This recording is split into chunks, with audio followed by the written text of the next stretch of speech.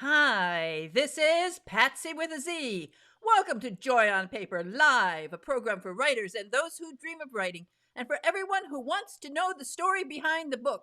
And my guest today is Brooke Allen, and boy, oh boy, does she have a big story to tell us about the research that went into this wonderful book. It is called West of, I'm not sure I'm pronouncing it right, West of Santa Lane? West of Santa Lane. You nailed it. West of Santa Lane. Oh, wow. Now, I have to tell everyone Brooke is the author of a fantastic award winning trilogy, the Antonius trilogy, which is three books about Mark Antony. Wonderful story. Starts with the son of Rome, and then we have what's second in command. Second in And the command. final one is Soldier of Fate, right? Yes, ma'am. That is a brilliant trilogy. And I know that you did years and years of research, starting in Rome and all over the place after that. It was a wonderful time. And I'm actually going back to Greece this coming summer. So looking forward to a little bit of a reunion there with some of my guides and some of the people that I met. So that's going to be awesome. That book is wonderful. The three books, the trilogy is wonderful. And it just takes us back in time and very far back in time, but a little closer in time is something that you came up with an idea for a story set in America at a very important and crucial time, and particularly for people who know, the Lewis and Clark expedition was something special. You've found a new twist on it, which makes it really fascinating. Tell us how you came up with the idea. Awesome. Okay. Oh, this book has really become a heart throb for me. I absolutely love this story. When I finished the Antonius trilogy, Patsy, I was like, what's next for me? What's next? That took 15 years of my life, and I needed something special. But then COVID happened, and I knew I wasn't going anywhere fast. So I needed some kind of armchair project that I could do mostly from home with just some light travel, if any at all. And I discovered this young woman, the story of Julia Hancock. She was the daughter of a Castle landowner here in Virginia, where I live, and in my very county, as a matter of fact. And Julia had quite the honor of getting to know and eventually marrying William Clark of the Lewis and Clark expedition. And she was even graced with a lovely wedding gift from Thomas Jefferson himself. There are just so many delightful little ins and outs I found out about this story, including our local courthouse in Fincastle actually keeps on record a document signed by her father, George Hancock, and William Clark, the day that she got married. And it was a marriage bond. And so it's fun. I was able to actually go to the courthouse, see all of that, and do some amazing research, even in St. Louis. So it was just a real big adventure, and one that I'm so glad came to fruition. I had three edits on it. It did take a lot of time. It's hard to give women agency back in, say, the early 19th century, late 18th century, just because of the social mores at the time. And she was behind a very strong willed, very famous husband. He was declared a national hero along with Meriwether Lewis. Giving her agency and learning how to do that, it was almost like starting over as a writer, using a female character instead of Mark Antony. He was all over the place. He was famous. He had such an adventurous life, as opposed to Julia, who didn't so much. And I had to really bring her to life, And bring the time to life. you certainly have. So let's explain to people who don't remember how important the Lewis and Clark expedition was to the United States. So here's a map, and it shows at that point in time, we didn't know what was out out west. No, we certainly didn't.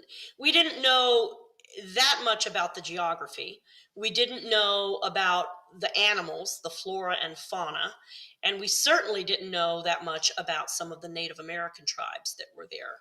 The indigenous peoples were either going to break or make Lewis and Clark successful. Thomas Jefferson's goal, his dream, was to find a waterway that led clear to the Pacific. And he was banking on the Missouri River being that waterway. And so At first, he looked elsewhere. He didn't just approach Meriwether Lewis. Earlier, he actually approached some other people, including William Clark's brother, older brother, who was very instrumental in some of the Native American conquests and British conquests in the old Northwest Territories, which is now areas in Ohio and Michigan and Wisconsin. And anyway, Jefferson said, "Hey, George Rogers Clark, why don't you consider going west and discovering a waterway to the Pacific?" And as much as George Rogers Clark would love to have done that, he said, "I'm aging, I'm getting older, but I have a brother I'd love for you to maybe give that offer to." It turned out that Jefferson put that idea aside, and the secretary he had during his years in the White House was Meriwether Lewis. And so he approached Meriwether Lewis with the idea, and he embraced it. And he was like, "Yes, I want to do this.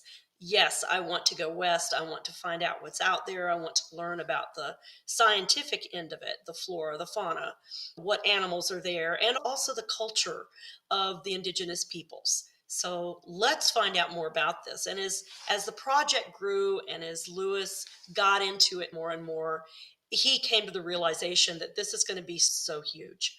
And what if something happens to me? If something happens to me, then the whole thing is going to fall apart and it's not going to be a mission completed. So he decided to approach Jefferson again and said, "Hey, could I take another man with me to be a co captain along with me?"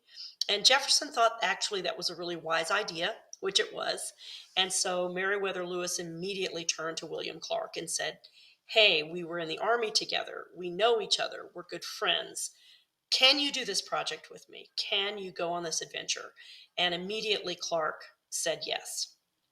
So the Lewis and Clark expedition, the I guess the vision started in 1803. The gentlemen all left by 1804, early in the year, April or May, and they completed it in September, late September of 1806, returning all the way to St. Louis. It's amazing. It is amazing. And the funny thing is, at that time, people were calling it Jefferson's Folly. That Yes. what did people think was out there beyond the river? A lot of people were making fun of Jefferson at the time. Yeah, I didn't know whether or not these guys would even survive. There were less than 40 of them, and 40 is a drop in the bucket if you've ever been out west, and I know you probably have, and seen just the vastness of that landscape. It's just hard to imagine guys in 1805 traversing it and doing it by boat, by foot, and by horseback. And going across the Rocky Mountains, to be honest, they didn't even know that the Rocky Mountains were going to be that treacherous, that of that magnitude as they were. The elevations, they were just not banking on that at all. And actually, they discovered that no, there really wasn't a waterway clear to the Pacific. There were several rivers that joined into and fed into and out of the Missouri River, but there was no real waterway straight through because of the Rockies. And so the Native Americans basically saved the entire expedition. And they are not given the credit for that they deserve, because both the Mandan people, the Nez Perce, as well as the Shoshone Indians, of which Sakakawea was a member, by the way, they helped by giving them horses, by feeding them, making sure that they had adequate guides and directions to get through the mountains. And had it not been for these amazing Native Americans, the Lewis and Clark expedition would have not been successful at all. Really amazing that they made those connections and they did it one step at a time. When they came back, actually, William Clark asked Chief Shehek of the Mandan people to please come back with us. I would love for you to meet the great white father, Jefferson. And believe it or not, he agreed.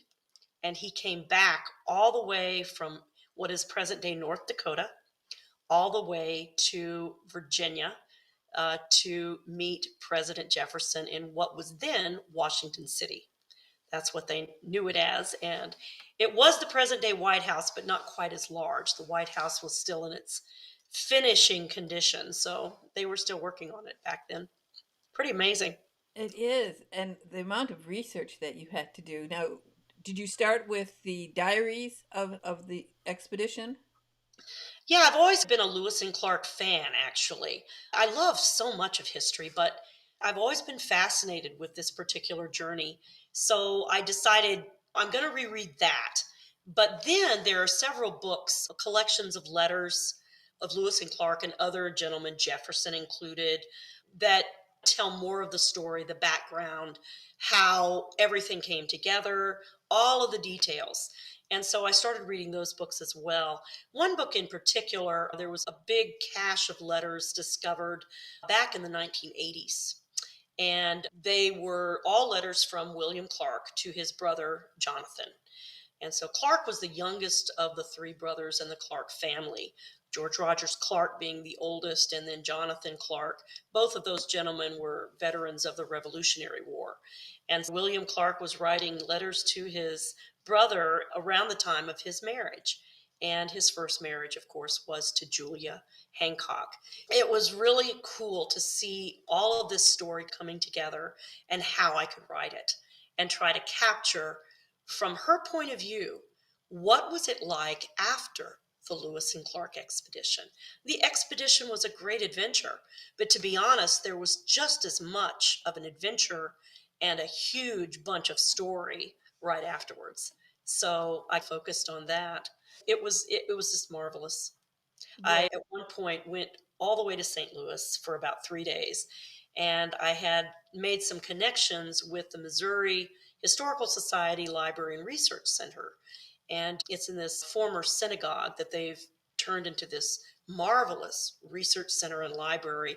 And they house the Clark family collections there that sometimes are placed in their museum, the Missouri Museum of History, which is right across the park. It's all this big park like area. And so, anyway, I was able to see personally and given a tour of some of the artifacts, the beautiful portraiture of both William Clark and Julia Hancock Clark. I was able to see a beautiful miniature of their little girl, their fourth child, I believe, Mary Margaret Clark, who sadly died at age 7 of a fever. I was able to see William Clark's amazing elkskin journal. The elkskin journal is this incredible piece of work that he actually sewed by hand. And it's made out of an elk skin that probably the Corps of Discovery shot and had for dinner. This type of thing was just amazing.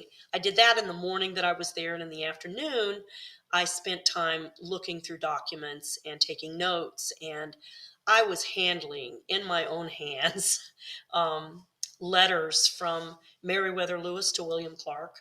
I was handling a speech that Clark made in the city of Fincastle, here where I live in Botetourt County in Virginia. Oh gosh, the stuff I read through and held the letter that Meriwether Lewis wrote to James Madison. It was the very last letter he ever wrote before he died.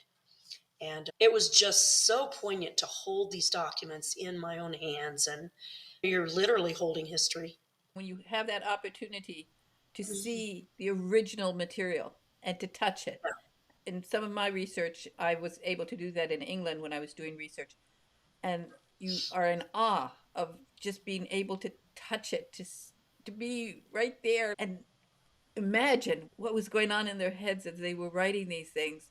I think one of the greatest things about being a writer is that sometimes you'll come across a subject that will just spark something in you, and then you run with it. And then, of course, a lot of time you go down a lot of rabbit holes. You spend time here and there, but everything adds up so that when you actually sit down to write the story, it all comes to you.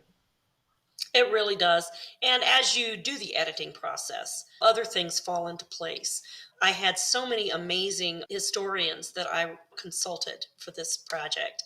One was a very young woman. She's only in her 20s, and she is a Lewis and Clark historian out in what is now Montana. And she is in Helena. and now serving as an editor at a historical facility for the state of Montana. And I was able to meet with her finally this summer face to face and go out to dinner with her. And we actually spent the day going to the Little Bighorn Monument where Custer's last stand was, and they had the reenactment while I was there. And so we were able to sit and watch Custer's last stand, the reenactment with live shooting guns and cannon and it was just incredible. Horses, the Native American riders were just, you know, unbelievable. I got to meet a Native American woman who helped me a lot with the pronunciation and the acquisition of some phrases in the Mandan language. The Mandan tribe up in North Dakota suffered greatly back in the 1830s with a terrible smallpox epidemic, and it nearly wiped them clean off the map. Very few of them survived, and it was just really special to connect with these people, to talk to them, to get their side of the story, per se, and add it to mine. And Julia, I was able to flesh her out quite well. She had her own opinions. And of course, the biggest elephant in the room during the early 1800s has got to be slavery because it was going on. And unfortunately, William Clark was a rather harsh slave owner.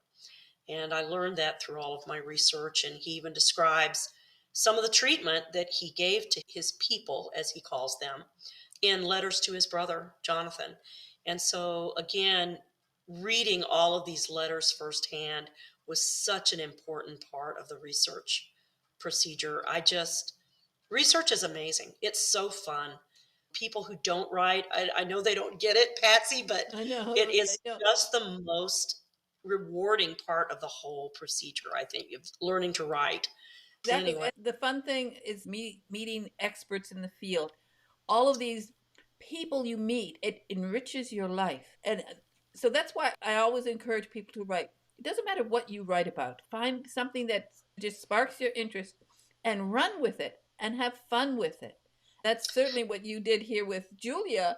So let's step back a little and let's talk about Julia because you really captured her. And tell us why you decided to write it in the first person and explain the whole process once you found Julia and fell in love with her. since so few people knew who she was, I thought perhaps by doing it first person would really enable me to capture her better, to bring the reader closer into her world, into her thoughts, into her persona. And so that's why I did it that way. It was so different. I was writing third person with Mark Antony, and suddenly I've got this first person that I have to flesh out. And it was challenging, but it was really fun. Julia Hancock, we really don't know as much about her preferences and her favorite color and what all she loved about her marriage. But we know that it was a successful marriage. She bore William Clark 5 children. One, I've already mentioned, passed away. The only girl that she had, Mary Margaret, passed away. Julia was not afraid to go west with William Clark. When Jefferson assigned him as Secretary of Indian Affairs and made him Brigadier General in St. Louis at the time of Meriwether Lewis's appointment as governor of the Louisiana Territory, Julia was not afraid to go. Other women may have balked at that. St. Louis was not what St. Louis is now. Back then, St. Louis was pretty much the armpit of America. It was frontier. It was right on the edge of civilization. And there wasn't much civilization there at all. There was a lot of French influence still, it having been a French and Spanish territory. There was a lot of Spanish influence as well. William Clark and Meriwether Lewis had been through there so many times and stayed in St. Louis and knew the area so well that I'm sure she came in contact with a lot of the men and women that were there, that were living there, that had lived there all their lives. One is Madame Chouteau. She is a real character, and she was a character. She was actually the mistress to the man who founded St. Louis, and she wound up even learning how to make her own, or I guess, harvest her own honey. And she had her own honeybees, and that was her pleasure. And she lived a long life, and I'm sure Julia had to have gotten to know her. She was a very austere woman. She took to many of the very old mannerisms and attire, wardrobe wise. I'm sure that would have shocked Julia. It would have been such a different culture. Here was this well educated, lovely, very informed young woman coming west with William Clark, her new husband, already pregnant, I might add. And here she comes into this society full of Native Americans, languages that she didn't speak. It must have been such a challenge for her. She wasn't afraid to get her hands dirty. She was able to cook. She learned how to have a hands on impact on the household. Some of the writings that we have from her, there's only one letter that I've been able to find. It was one she wrote to her brother back home. I think it was probably while he was in college. And so we've got that. And we also have some lists that she made, inventories for her household. That was a big deal for her, is being organized. And I imagine that was a big deal for William Clark. He was a military man. So organization in their household must have been a big deal. And so she did household inventories regularly. Uh, let's talk about this, the beginning of the book. She starts off as a child, and eventually the meeting of how she meets William Clark is, you've just built it into an absolutely beautiful story. So well written. I love the way you open this book. Thank you. And where there's smoke, there's usually fire. This is basically local folklore. We have no written evidence that she met Clark on a road on a balking horse. And I think the funniest thing for me is the fact that Harriet was behind her. Harriet was her cousin. And Harriet was on the horse with her when the horse refused to go over a little stream. And here comes this red haired gentleman with his slave in tow on probably a mule. And he's riding a horse, and he comes up and helps the two young ladies. At the time, Julia was probably only about 9 years old, and Harriet was about 14. And so Harriet was more the young lady. But for some reason, William Clark saw something in Julia that day that sparked his interest. I bet he noticed that she was adventurous.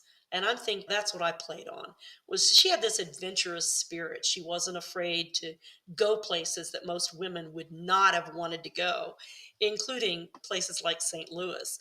But yeah, it's supposedly true that they met that way. He helped them across the little streamlet, led her horse across, and eventually rode her father after he got back and said, "Hey, I know it's been years since we've seen each other and spoken to each other, but I'm very interested in possibly marrying into your family. And your young daughter, Julia, when I met her when she was only 9, has really been on my heart, and I would like to get to know her. May I have your permission to court her?" And so that's how it happened. It was crazy. It was We crazy. What was the age difference? Oh my gosh. He was, by the time they married, I think he was about 36, 37, and she was 16. But this was the norm back then. It wasn't that he was a predator or anything like that. He may have been a harsh slave master, but he wasn't necessarily a womanizer by any means. I think that William Clark was a man of his time in many ways. He was definitely what he would consider to be a gentleman, and he would never have taken, advantage of a young lady like Julia. Again, she was raised well. She was raised in an educated household, and her parents probably prepared her to marry when she was at age 16, 17. So back then, I don't think that marrying at that early age is such a big deal as it would be now in our day and age. No, So and in many cases, it's strange. Girls, women were more mature at that time because they had to be. They had to do so yeah. many things. And that's another way I added to her character the fact that I know her mother in one scene describes her as an old soul. I think Julia would have had to have been mature at a very early age. She was about to see things that were difficult. She saw slavery in full swing. And she probably saw or heard her husband beating some of his slaves, and that would have been tough. And so I do make her a bit of an abolitionist. I gave her heart that of an abolitionist in this story. And she is willing to step out and help the enslaved people in her household and help them get through a lot of difficulties at times. That must have been difficult, even if you weren't completely of the mind that slaves should be freed. I'm sure there were people who just hesitated. How can we be doing this? These are people too. I have a hard time believing that the entire white race didn't really get troubled about this. I know I would have. I would have been very troubled. Yeah, Explain that explain the name of the house, Santa Lane. Santa Lane is the house in, excuse me, Fincastle, Virginia, where Julia was raised. It was built around 1792, and it still stands, and it's still privately owned. And I was so fortunate because the people who live there presently actually go to my church, and I have even taught the children of the family that lives there. And so I had a good relationship with them, and they were very welcoming. Said, "Hey, come over, see our house." And literally, I've been almost from the attic all the way underneath the house to the basement and seen all of it. And it was such a help. I was able to draw diagrams, describe the rooms, discover how people back then in these federal style homes built between 1785 to about 1820 would always had a library on one side, would have had a drawing room on the other side where they did business and had guests in. They would have had a separate dining room. The living quarters mostly were upstairs. Sometimes there was one bedroom for guests downstairs, but most of the time they were all upstairs, living quarter wise. The kitchen, especially back in the 1700s, often kitchens were separate from a manor house or a plantation home, such as George Hancock owned. And since there was a fire in the house around 1811, shortly after my story ends, actually, my story ends in 1810. And so Julia probably never got to go into Santa Lane again. The damage must have been extensive enough for George Hancock to move his family to another property he owned in Elliston, Virginia, another very small town about 40 miles away. And so he left Fincastle and the family never returned there. So Santa Lane survived. I'm sure it was rebuilt in some way, but there was a lot of history in that house. My word, Julia and William Clark were married there within the house, within those four walls. And wow, it was fun to just go through the house and imagine all of the parties and the teas. And Meriwether Lewis and William Clark both spent time as a house guest for weeks at a time in the Hancock home. I'll add that toward the end of my novel, I do a lot of discussing about the William Clark's editing of the journals. And he hires a man to help him. His name is Nicholas Biddle. And Nicholas Biddle actually traveled to Santa Lane, specifically while Clark and Julia were visiting there.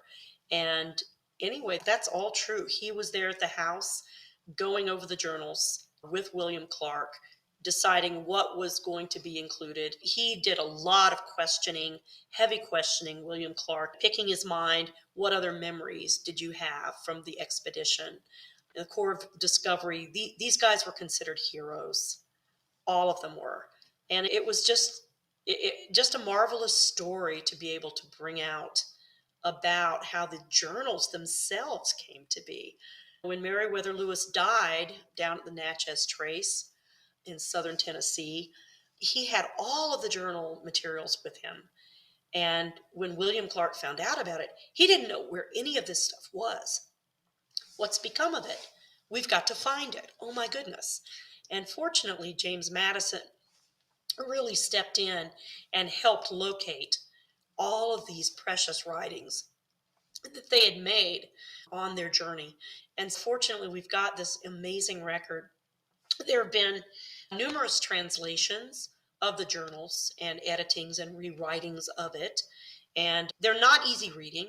There was no Webster's dictionary. At one point, I think in one document, Clark actually has 19 spellings of the one word mosquito. And it's just so funny to see the different ways they would spell things. It's legible, you could tell what he was talking about, but it's very amusing. He was an educated man. Meriwether Lewis was probably even more educated than William Clark. And yet they both, the spellings are all over the place when you read these letters from the two. And then what I thought was interesting was when I did read that one letter from Julia, believe it or not, she had a better handle on grammar and writing skills. And she was so intelligent, educated girl compared to the other two men. She was above and beyond them as far as penmanship. So that was really telling too. I enjoyed that. You Well, go, girl. Meriwether and Clark, they were at one point, people really thought they were lost and probably dead, and many Yeah. people had given up hope that they would ever return. Although they had been sending things that they discovered along the way, they had been sending it back to Jefferson just to show him that they were making progress. And Yeah, yeah, they did that at the beginning of 1805. They sent the boat that they had gone up the Missouri in, they sent it back to St. Louis, and all of those treasure troves, as you're talking about, were sent to Thomas Jefferson. There were even some live animals involved. Two of them actually survived the journey, and Jefferson kept them alive for the next year or two. A prairie dog and I think it was a magpie both survived. There were countless animal skin. Of course, were huge elk antlers and moose antlers, and you name it, they would send it back. All kinds of seeds to plants. Thomas Jefferson had all kinds of botanist friends who were just dying to get hold of some of these seeds. The Mandans were especially good at planting. They were not just hunters, they were gatherers. They actually farmed the land, used corn and beans and squash. And a lot of these vegetable seeds wound up being planted at Monticello, Jefferson's home. And you can actually go through the gardens now at Monticello where they've done archaeology and see where some of these seedlings actually originated from plants that came from the Lewis and Clark expedition. You can also see when you first go into Monticello, up on the right hand side of the wall is the one set of giant elk antlers that remain from the expedition. All of the other artifacts, sadly, were lost over the years, but this one set of antlers has survived, which I think is wonderful. I'm so glad. What a relief that something survived. describe a little bit the route that they took, where they went, from where to where. Sure. Of course, if I was William Clark, I would be starting in Virginia, coming through into Kentucky. And Meriwether Lewis made stops actually up in West Virginia to get guns made, to acquire gunpowder and shot. They continued west to St. Louis, and just north of there in an area they called Fort Wood, and they actually built a small stockade fort there to make it through the winter of 1803. And in the spring of 1804, they began their journey up the Missouri River and went all the way to what is now North Dakota. And they stayed and wintered with the Mandan people. And Chief Shahek Choate was basically, he told Lewis and Clark, if we starve, you shall starve. But if we have food, you shall eat. And so he took care of that group of men. I'm just so touched by Native American generosity. They just really welcomed them. They had some tight situations with the Lakota Sioux Nation. It almost came to blows, but fortunately, no one was hurt and they were able to extricate themselves from the situation. They continued west in the spring of 1805, and that's when the eastern part of our nation lost track of Lewis and Clark. Patsy, when you mentioned that they didn't know where they were, were they alive, were they dead? Nobody knew what was happening with these guys. It's not like you could just send a text or ride home easily.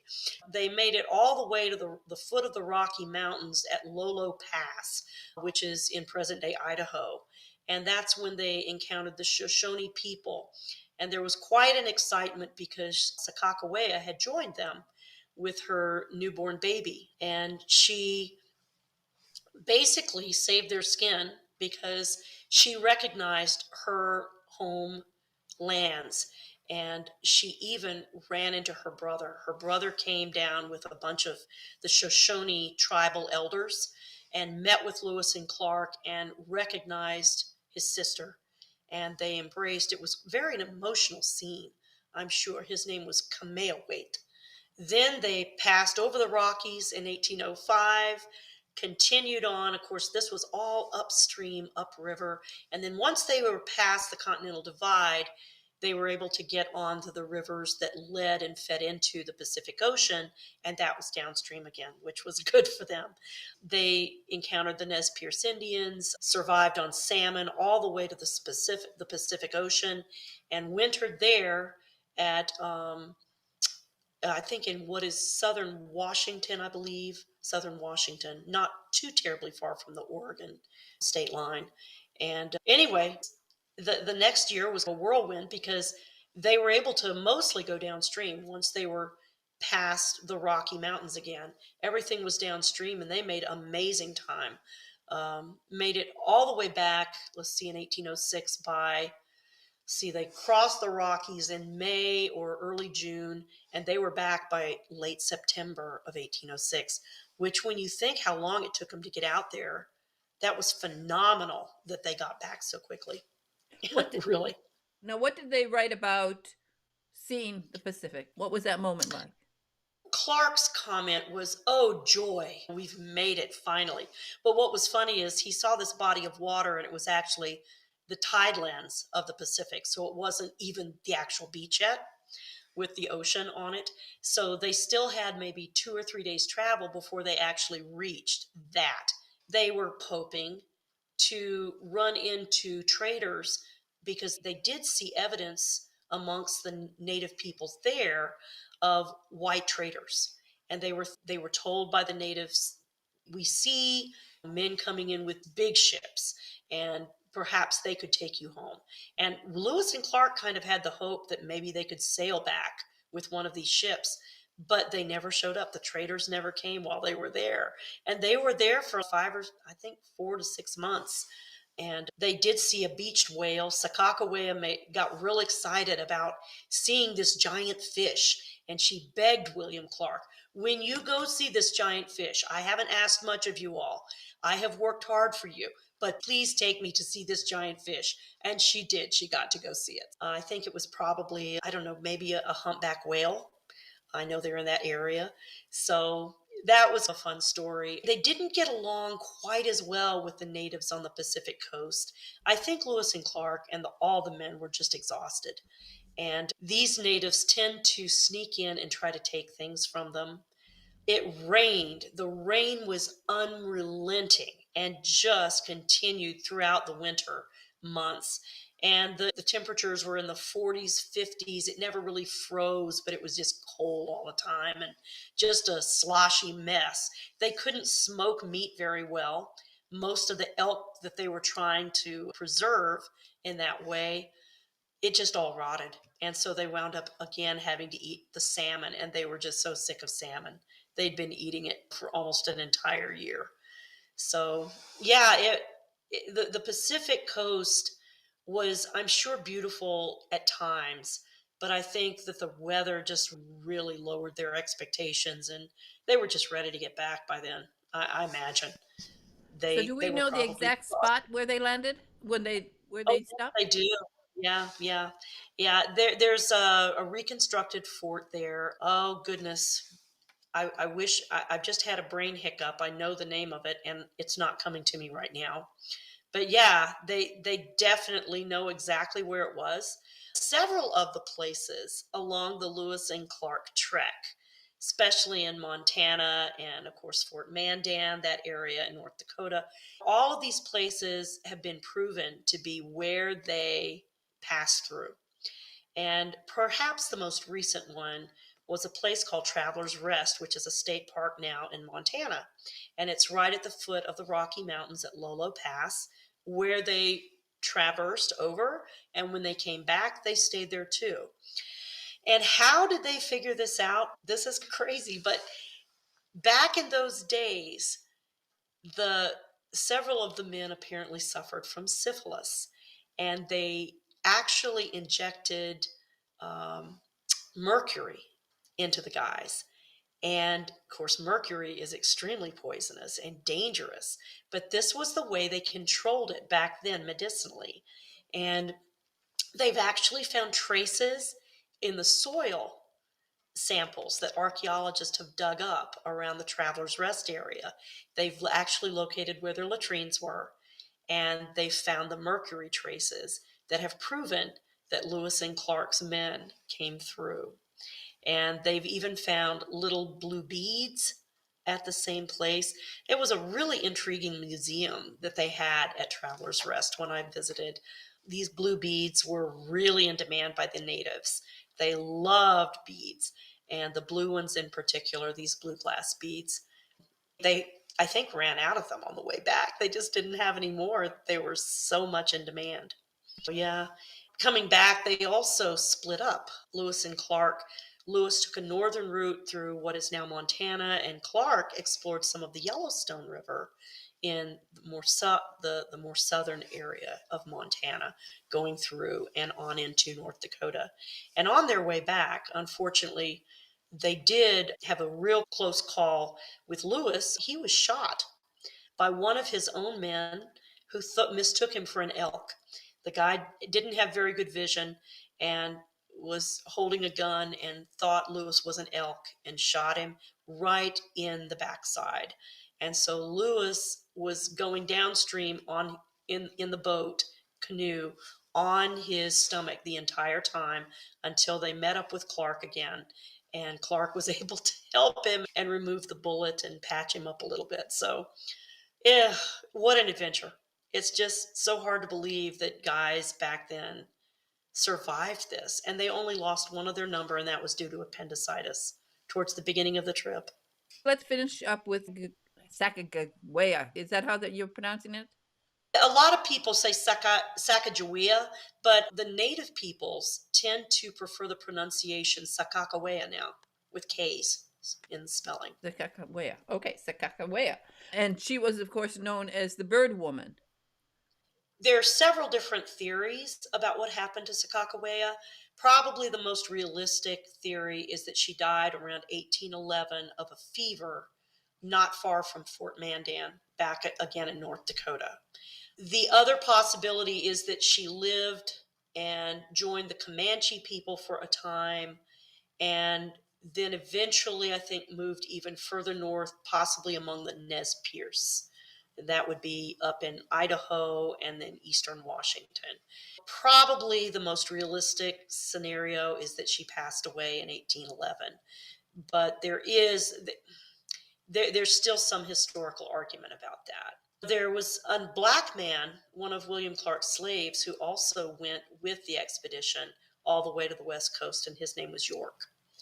And he and Sakakawea were actually given the right to vote on which campsite or area in what is now Washington they were going to select as their winter camp. And for both a woman and a black man back then to have a say in anything is, I think, pretty outstanding that they gave them that opportunity. And we know that because it's in that Elkskin Journal, the results of that little voting session that they had as a core of discovery. Well, I'm glad that So you mentioned York because York is a real person. But you have in the beginning, when you're building up this story about Julia, you introduce a bad guy, a really bad guy. We're looking in history, sometimes we look at bad guys and explain about Stick Howard. You wrote about him so well, I'm not sure if he's real, but you certainly created a great bad guy, let's put it that way. Yeah, Styx Howard actually that's probably the only scene that he's in is towards the beginning. But yeah, he is the overseer of George Hancock. And I will say here that Julia was completely immersed in in plantation life, and that involved slavery back in those days. And so her father would have had an overseer. And George Hancock was also known to be quite a harsh slave owner. And a lot of what I wrote, the character Meg, the black slave that belongs to the Hancocks there at Santa Lane, she was an actual real person. I changed her name slightly from Peg to Meg because George Hancock's wife, Julia's mother, is known as Peggy Hancock. So I didn't want to get that confused. So I turned her into Meg. But she was a real person. There's records of George Hancock having owned a slave named Meg, or Peg, I should say. We also know some of the names of William Clark's slaves. We know that Julia asked to take along a particular servant on a trip that they made to, I believe, Indiana or Louisville at one point. So it wasn't completely out of the question for an enslaved person to ride in a carriage with their owner or their lady. And that was the case at that time. I also used two very real people, Chloe and Rachel and Scott, the actually three people. They were all enslaved servants of William Clark. And Chloe actually was my very favorite character to write, Patsy. I just fell in love with her. Um, but Julia lived at Santa Lane probably since she was about, oh goodness, 2 years old. And that's when they moved. They lived in a smaller home in Fincastle, and they moved to Santa Lane. She lost her brother. She had an older brother, and he died at age 8. His name was John or Jonathan Hancock, and he is buried in Fincastle. I've visited his little grave site, tiny little grave, a big slab in the ground with a lovely inscription on it detailing the date of his birth and his death. He probably died of a fever. I don't think we take our high technology and medical science, we take it for granted. They just didn't have any of that back then. And if you got sick, quite often you died. There was no in and out about it. So how did you come up with so many wonderful ideas to give depth to the story? I love how what you did with the tree. Where did this come from? Actually, there is a tree at Santa Lane, and it's a catawba tree, talpa tree. It is enormous and it is shaped exactly the way I described it. A huge, broad, I mean, I couldn't put my arms around it. It's just massive. And it has one branch that kind of soars upward, comes down, touches the earth, and comes back up again. And that was the papa branch, as I described.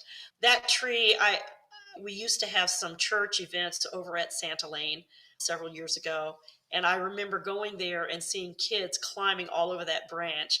And I told myself then, this would be such a cool tree to have in a story.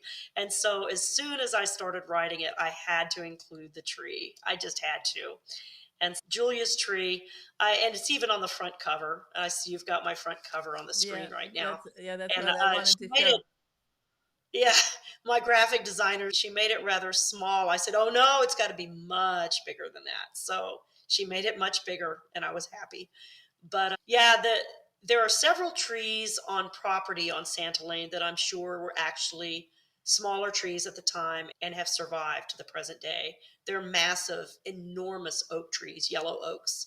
The catalpa tree species, to my understanding, is a really rapidly growing tree. So I don't know how old exactly the tree is in question that I wrote about, but I don't think it probably is as old as the story It's in the funny. early I lived 20s. in England, and there is a famous one in Reading, which is like 10 minutes from where I had my cottage.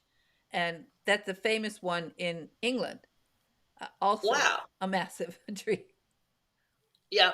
And some of those oaks are just enormous, the ones around the actual home.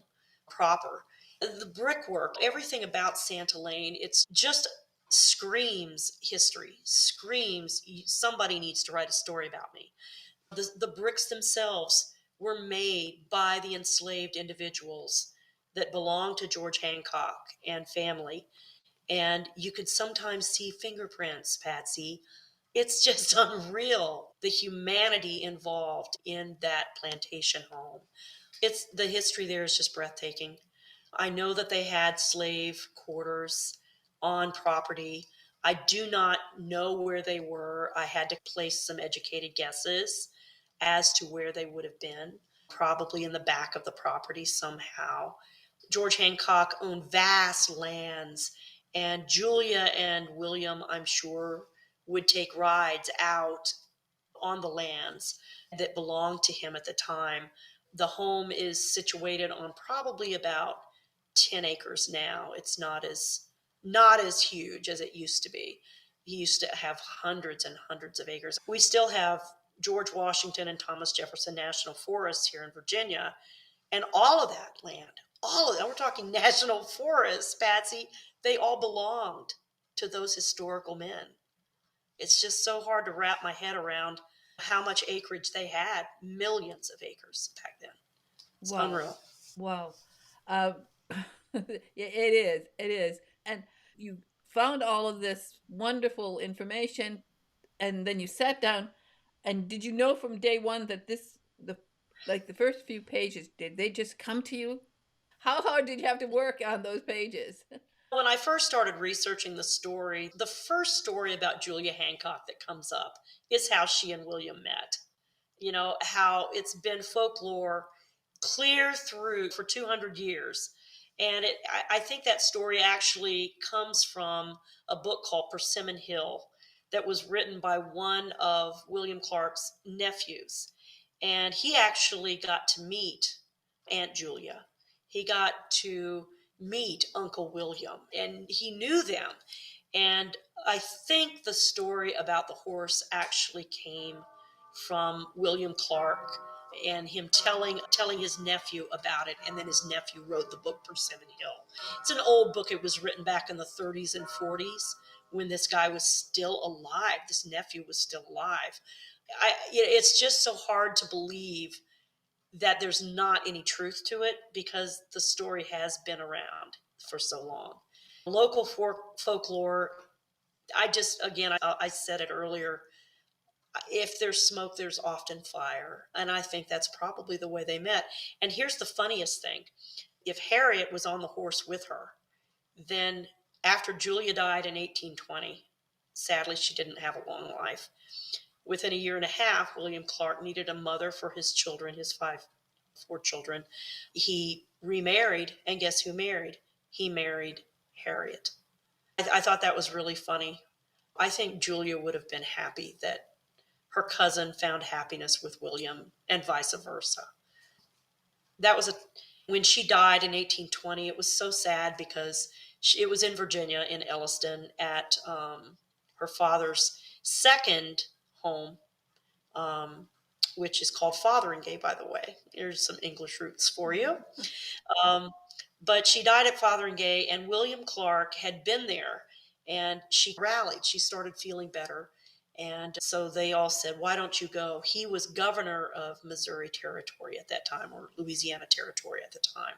So he needed to get back to St. Louis. So he left, and he had only been back for a day when another messenger arrived and Julia had died. Then he wound up they turned the governorship into an election at that point, and he lost the election after that. He went through some tough times right around the time of Julia's death and then following that.